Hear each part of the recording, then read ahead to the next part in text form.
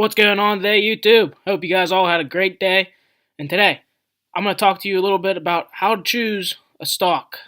And this is just going to be a little summary of some checks and balances. And at the end, I'm going to give you 3 key signs to know if you're on track. If you're new to my channel, I post content like this daily. The whole point of my channel is to make sure you guys aren't like everyone else and make money in the market. So, like, subscribe, comment below if you want to know about anything about investing. I'll be glad to make a video about it. I'm here to help you guys out. Now, a quick summary. These are 5 things you should look for when choosing a long stock. 1 is long-term prospect. 2 is quality of management. 3 is financial strength and capital structure. 4 is dividend record. And number 5 is current dividend rate. Okay, and I know no one wants to do it, but hey, if you're choosing a stock to go for the long term, you need to look at these SEC filings. So I would recommend looking through the last 5 years of their SEC annual reports, just the annual. You don't have to look at all the quarter reports, and answer yourself 2 questions. Number 1 being, what makes this company grow? And number 2, where do its profits come from? This can help you easily evaluate and see if it's going to be here in the long term or if it's just something that's going to be gone in the next 10 years. Answer those questions while going through the annual reports. Also, what to watch for. Top 3 things to watch for while going through these reports. Does the company have 2 or more acquisitions per year? And by acquisitions, I mean, are they investing in other stocks? And I want you to ask yourself, if they're investing in other stocks, isn't that a red flag to you that there's something wrong with their company? Why won't they put more money into their company? So that should bring up a red flag right there. Number 2, are they raising their money through borrowing debt or just selling more stock? You need to be cautious of this because if they're borrowing more debt and they're always in the hole, you can't really value the company well that way. They need to not be borrowing their debt and they need to be actually selling their product to make themselves money instead of just taking out more, taking out more, taking out more.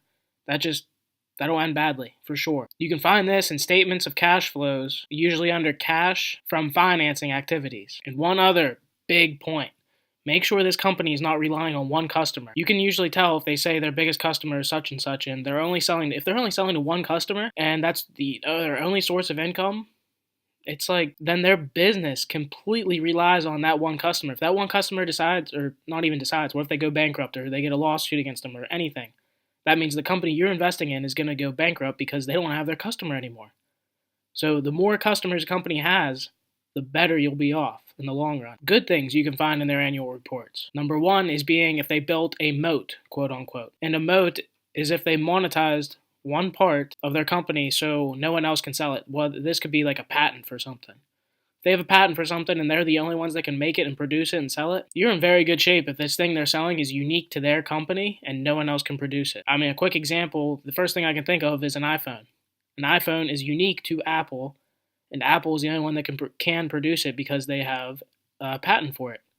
So no one else can create an iPhone and sell it, so that in that way, Apple has built a moat around one of the objects that they sell. And make sure they're like in a marathon mode instead of a sprint mode. If they're consistently producing 10% in profit before taxes every year, that's a good sign, because if a company just has one big year and a small year and a big year and a small year, you want to see more consistent. You want to see like a 10% gain, an 8% gain, like somewhere around there. And around 10% is a good key value before taxes. And it's another great sign if you can find in their filings that they're spending their profit they get and putting it back into research and development.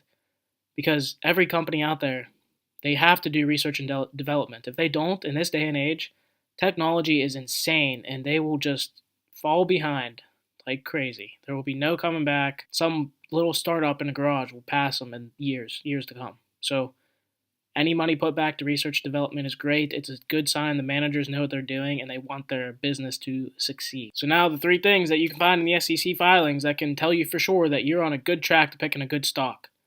Number 1 being if they've returned 6 to 7% after taxes for the last 10 years.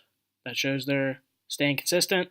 They're not in a sprint. They're in a marathon. They're here for the long run, and they want to succeed. Number 2, in the balance sheet, if you see debt. Debt is a good thing because it shows that the accountants, whoever makes up their SEC filings, they're not trying to hide anything. A little debt's never bad. Just make sure it's less than 50% of their total capital. The only thing to watch for here, if you see a footnote for this, make sure you read it and see if it's fixed or variable debt. If it's fixed debt, sometimes that's good. it's variable, sometimes that's bad. The reason I say this, if interest rates go sky high, that could be devastating to a company because these interest rates are going to rise if they have variable debt interest. So they'll be paying more, and if it goes that crazy, that's how a company can go out of business. And number 3, check their annual report for ratio of earnings to fixed charges. Make sure their earnings are outperforming their fixed charges. Their fixed charges they're not going to get rid of. This is probably like whatever material they use to make their product. So if you like this video, leave a like, subscribe to my channel, share it, comment below if you have any questions. This was just a little summary of what to look for in an SEC filing. I'm going to make more videos on this. It's a lot to fit in one video. So I want to try to keep them short, keep your guys' attention, and give you a little step-by-step what to do instead of giving it all to you at one time. So I'll see you guys tomorrow.